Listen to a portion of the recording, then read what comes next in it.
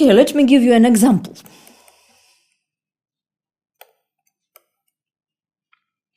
Let's take the same polynomial x cubed minus 2 over q. Its roots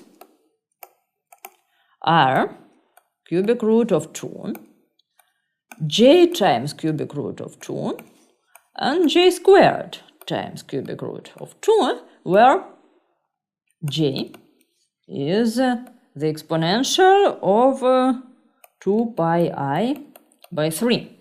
So it's a primitive third root of unity. Okay, the splitting field L is then q of cubic root of 2 and j, right? All our roots are in this cubic root of 2, j, and also j must be contained in a splitting field, as it is just the quotient of two roots. So this is easy. And now let us find the automorphisms of L.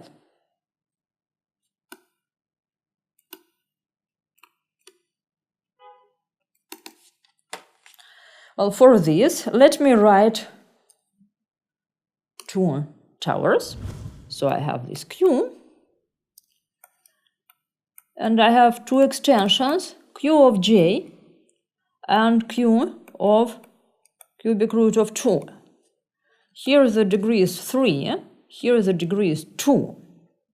And I have the composite extension, q of j and cubic root of 2.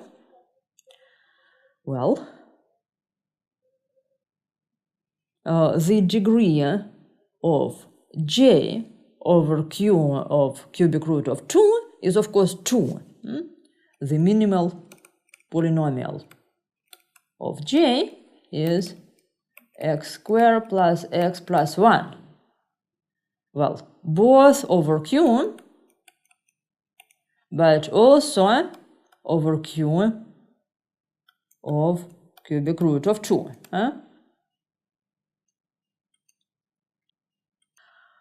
It's obvious that such a thing must be reducible also over q of cubic root of 2 because, well, for instance, j is not a real number, it cannot be included in this field.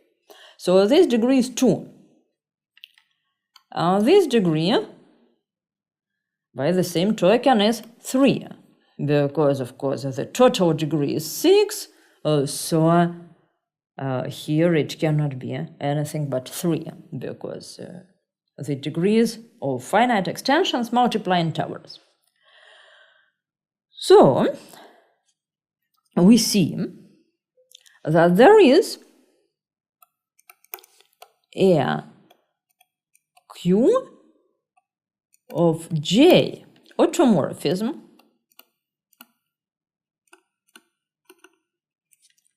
of L taking cubic root of 2 to j cubic root of 2, right? Because L is a stem field of x cubed minus 2 over q of j, so there are automorphisms interchanging roots. And there is also a q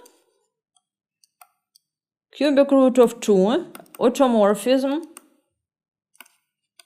of L taking j to j squared, right? Since these are two roots of the same minimal polynomial,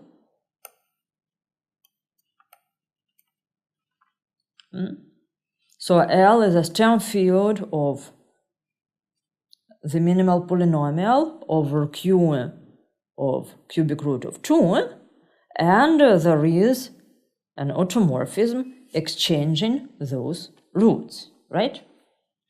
So we have a whole group of automorphisms, which is in fact equal to the group of permutations on 3 elements. So let's call this sigma, let's call this tau. Well, the group of automorphisms of L over K is embedded into S3. So permutation groups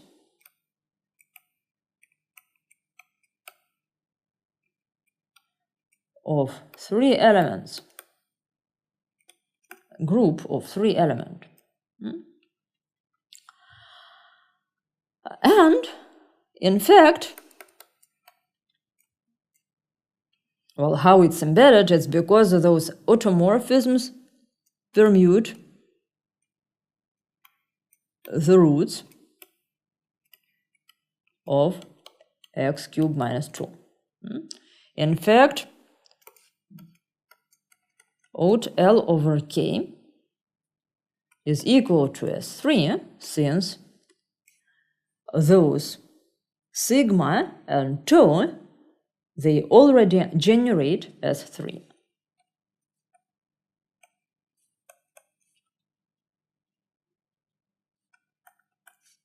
If you remember what kind of permutations of roots are they, so sigma was taking, yes, cubic root of 2 to the other thing.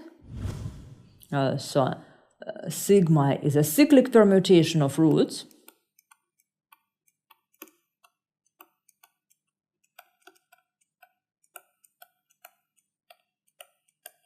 Yes, and tau is also,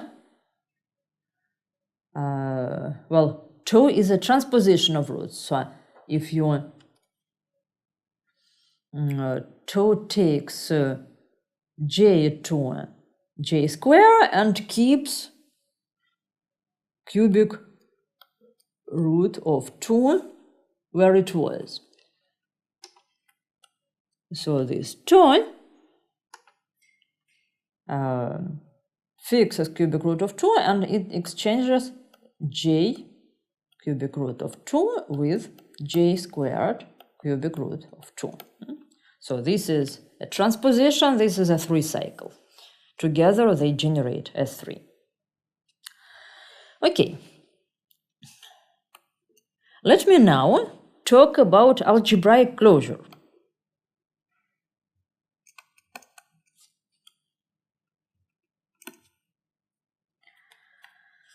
So, a definition. A field K is algebraically closed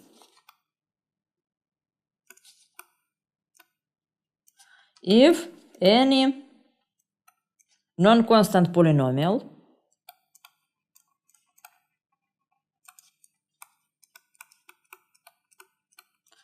has a root in K.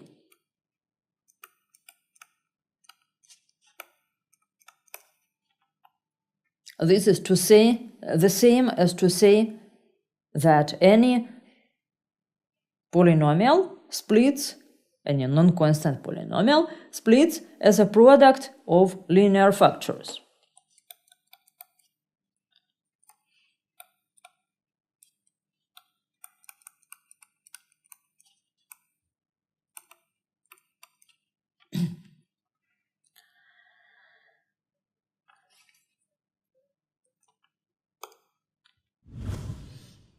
Well, for example, the field of complex numbers has this property, but in fact we will give a proof of this in the future. Shall be proved by purely algebraic means, by almost purely algebraic means.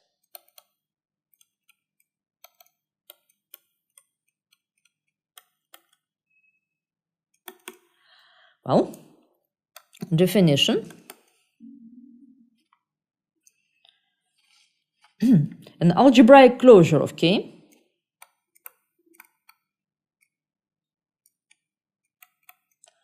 is a field L which is algebraically closed and algebraic over K. So theorem 2. Any field K has an algebraic closure.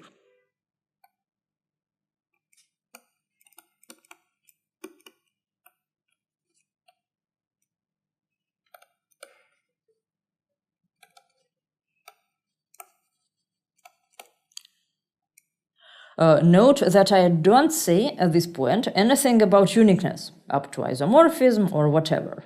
We will treat this later. Now let's concentrate on existence. Well, proof is a bit weird. How are we going to proceed? So we first construct K1 such that any polynomial with coefficients in K has a root in K1. Well, this is not yet a victory because we don't know whether any polynomial with coefficients in K1 has a root in K1. Maybe we have introduced some new rootless polynomials. Then construct K2 such that any polynomial in K1 of x has a root in K2. Well, I am not explaining you yet how to construct them. I just explained the general strategy. So, and so forth. So let's say this is the strategy.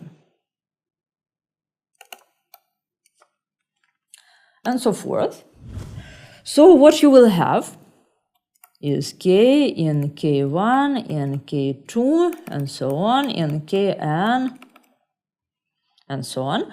Take K bar,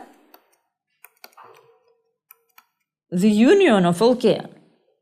I claim that K bar is algebraically closed.